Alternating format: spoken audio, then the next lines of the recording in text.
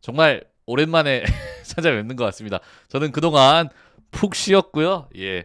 뭐 앞으로 더 푹 쉴 기간이 많지만 이제는 우리가 한 시즌을 온전하게 치렀는지는 사실 잘 모르겠고 25시즌은 참 우여곡절이 많아서 뭐 이걸 리뷰하는 게 의미가 있을까 싶지만 좀 한 명씩 우리가 좀 되돌아봐야 되는 선수들 필요한 선수들 한 명씩 좀 되짚어보는 시간을 가져볼까 합니다. 그래서 오늘 처음으로 준비한 선수는 이번 시즌 마운드에서 최고의 활약을 보여주었던 외국인 투수 중이라고 얘기하면 안 되겠죠? 한 명이니까.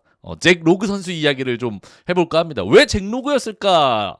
왜 잭 로그를 데리고 왔을까라고 이야기를 하자면 우리 유튜브에서 한 시즌 동안 이렇게 잭 로그 선수 선발 경기 유튜브 메모장 이렇게 확인했을 때 잭 로그를 생각보다 아쉬워하는 분들이 꽤 있었다. 근데 뭐 왜 그런 댓글이 달렸을까에 대해서는 한번 좀 고민해 보자면 1선발이 1선발답지 못해서 잭 로그가 결국에는 1선발의 몫을 해주었으면 하는 바람 때문 아니었을까라는 생각이 좀 들었고, 그래서 잭 로그는 평가절하 당한 외국인 투수다? 막 물음표가 있지만 저는 아니다 쪽이어서 오늘 잭 로그를 한번 준비해봤습니다. 2025 시즌 두산 베어스의 최고의 선택은 저는 개인적으로 잭 로그라고 생각을 합니다. 그 이전에 메이저리그 28승 특급 외인 콜 러빈, 그 전에 154km를 던지는 강속구 투수 토마스 에치, 어빙과 함께 최고의 원투펀치를 구성했고, 그 뒤에 빅리거, 현역 빅리거 제이크 케이블을 영입하면서 외국인 선수에 대한 기대값을 굉장히 많이 올려놨었지만 토마스 에치 선수가 결국에는 메디컬에서 이슈가 생겨서 내려가고 12월 19일이었고요 이게. 그리고 난 다음에 발빠르게 움직였고 이 잭 로그 선수의 영입을 같은 날 발표했습니다. 메디컬 이슈 발표와 함께. 그래서 외국인 좌완 원투펀치를 구성을 했고, 놀랍게도 총액을 다 채웠던 콜러빈, 해치, 케이브, 이게 플랜 A였는데 급하게 준비한 플랜 B의 잭 로그가 저는 25시즌 두산 베어스 외국인 1옵션이자 전체적인 마운드 로테이션의 1옵션의 역할을 해준 25시즌이 아닌가라는 생각이 드는 잭 로그의 활약이 있었습니다. 잭 로그 선수는 어쨌든 두산을 포함해서 여러 다른 구단에도 계속 레이더망에 있었던 선수였습니다. 그래서 총액 100만 달러도 아니고 총액 80만 달러에 계약했다라는 거에 굉장히 물음표도 많이 찍혔던 시즌 초였고, 2월 열린 연습 경기에서 좋은 느낌 잘 보여줬고, 경기를 치르면 치를수록 팬들도 그렇고 전문가들도 그렇고 기자님들도 그렇고 좌타자 많은 팀 상대로 생각보다 좋겠는데 잘 활용하겠는데 일단 팔각도가 좋고 굉장히 특이했고, 디셉션 또한 좋았고, 포심뿐 아니라 변형 페스트볼과 스위퍼를 적극적으로 던지면서 흘러나가는 공들을 갖고 있었기 때문에 좌타자 상대로 위력적인 투구를 좀 보여줄 것으로 기대를 했고, 3월 첫 두 경기에서 모두 패전을 떠안기는 했지만 6이닝을 모두 먹어줬고, 4월 4일 롯데전에서 6이닝 3실점 6K 퀄리티 스타트 기록하면서 첫 승 수확했어요. 그 이후에도 근데 계속 이제 승을 쌓아 나갔으면 좋았겠지만 정말 지독하게 승운이 없었고 7월까지 5승 8패로 승보다 패가 더 많은 투수였습니다.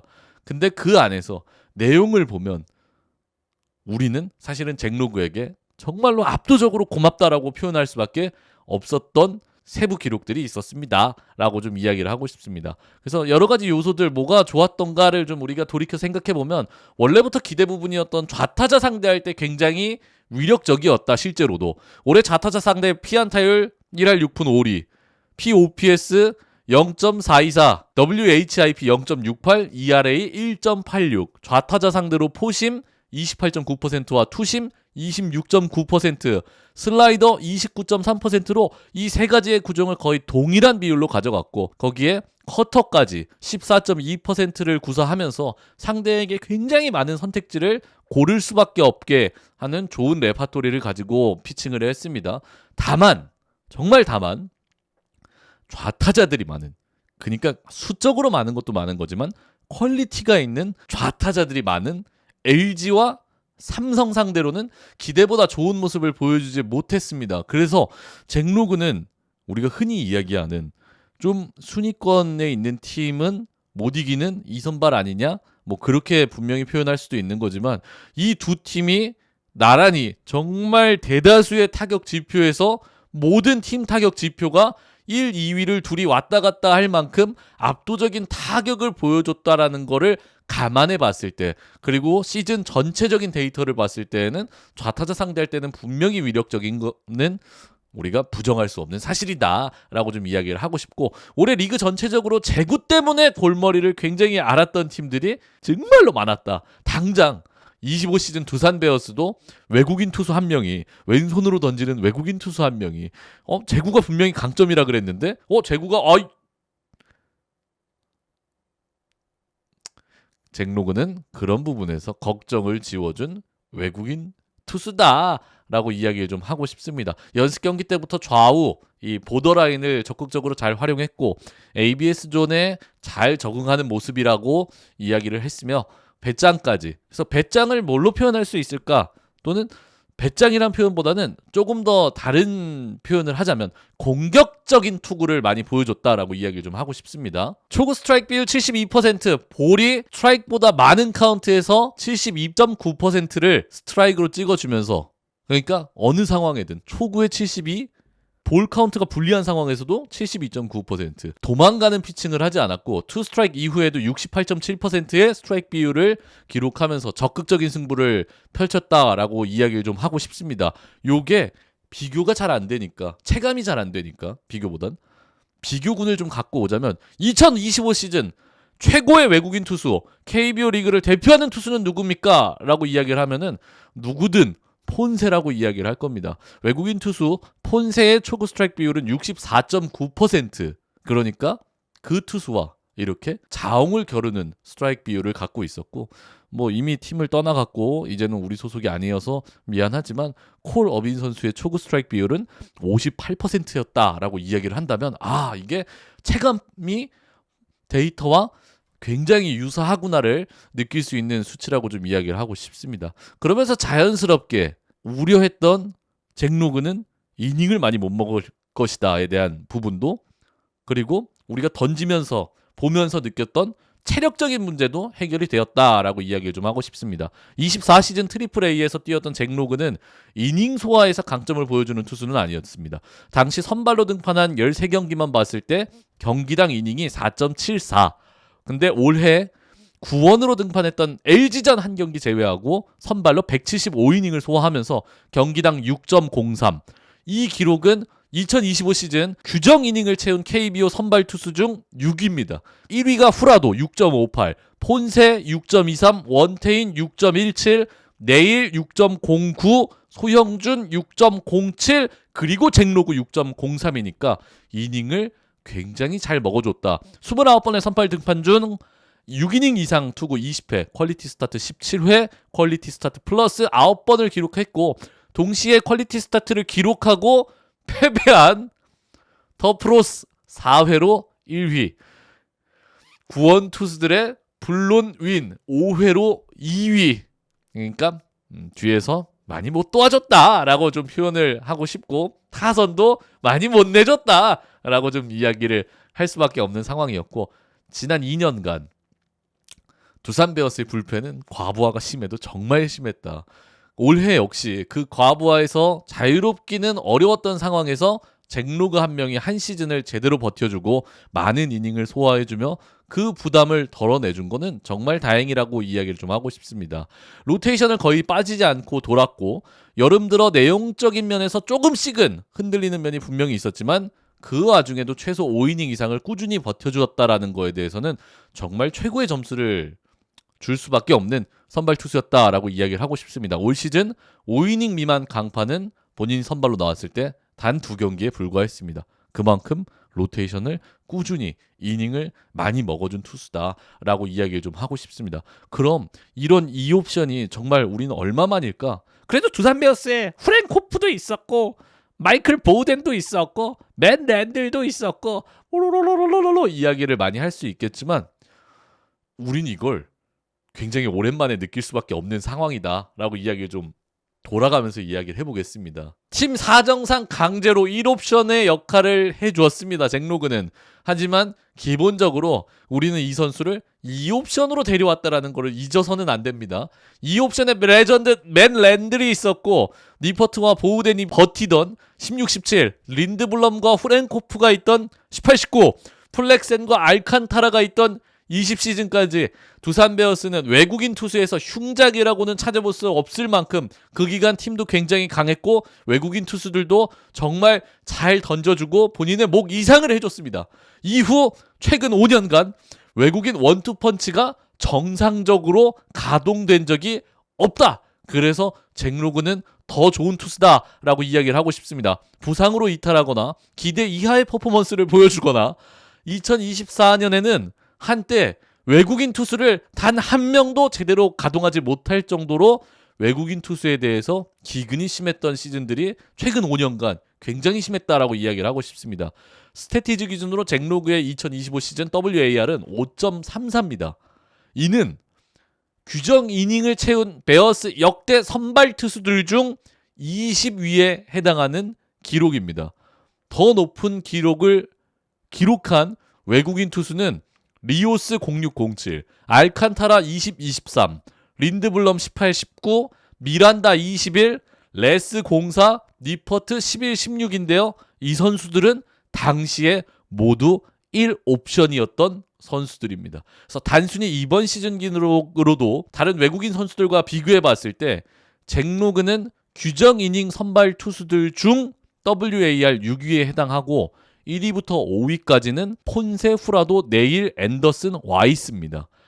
한화의 폰세 와이스 듀오가 팀을 한국 시리즈로 이끌었고 실제로 리그를 박살내는 모습을 보여줬습니다. 올해 최고의 2옵션 외국인 투수는 와이스였다라고 보는 게 많은 야구 팬들의 중론이지만 잭로그가 바로 그 다음 가는 퍼포먼스를 보여주고 일부 다른 팀 1옵션 투수들보다 좋은 활약을 보여줬다는 것도 역시 우리는 한번 생각해 봐야 됩니다. 그래서 잭로그를 재계약하는 게 이번 시즌 굉장히 중요한 시즌의 하나의 숙제다, 과업이다라고 이야기를 했는데 이건 왜? 제대로 된 1옵션만 데려온다면 원투펀치가? 라는 생각이 들 수밖에 없는 잭로그의 피칭이었습니다.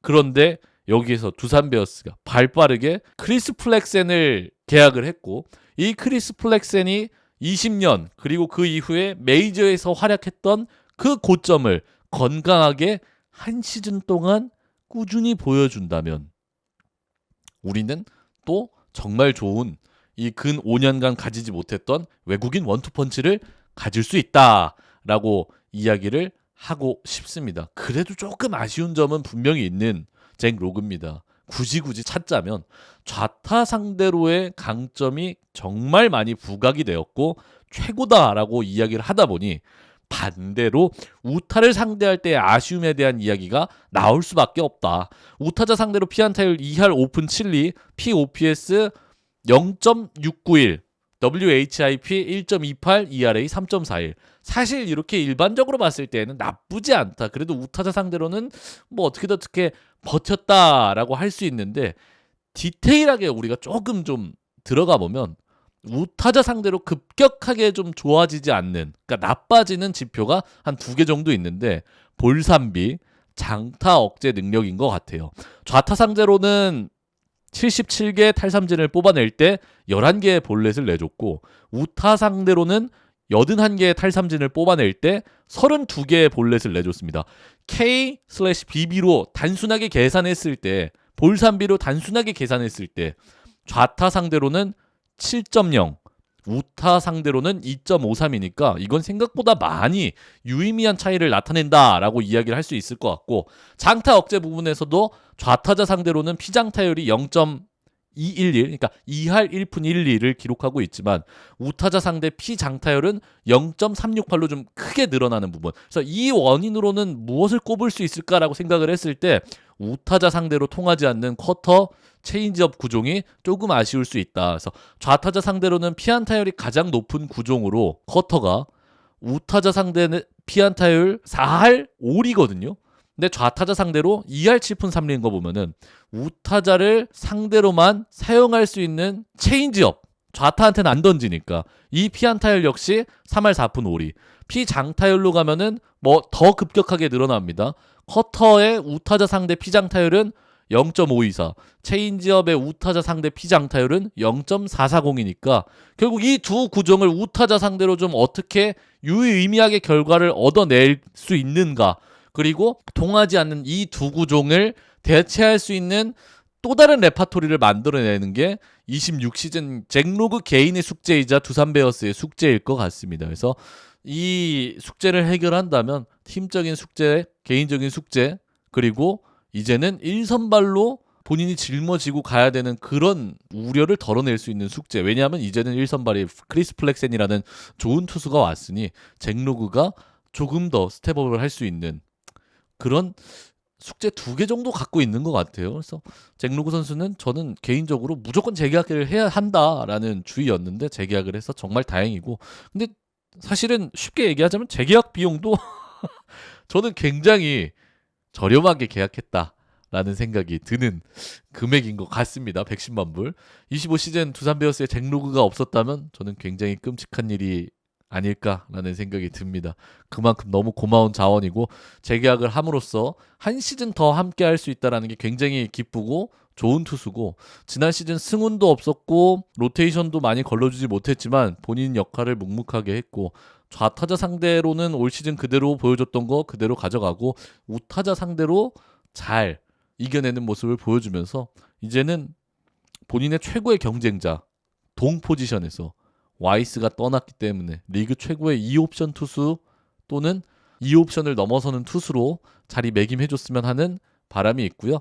이 선수가 잘해서 메이저에 간다면 정말 기분 좋은, 이게 사실은 가장, 물론 우리 팀에서 오래오래 뛰어줬으면 좋겠다라는 욕심이 있지만 메이저를 진출하거나 다시 노린다면 서로 웃으면서 좋은 성적 내고 윈윈하는 걸 목표로, 그럼 우리도 해피하게 헤어질 수 있으니까 그걸 목표로 잭로그 개인도 그게 분명히 성공가도로 갈 수 있는 거고 좋은 길이니까 그런 시즌이 되었으면 좋겠다라는 이야기 드리면서 잭로그에 대한 이야기 한번 맞춰보도록 하겠습니다. 고맙습니다. 감사합니다.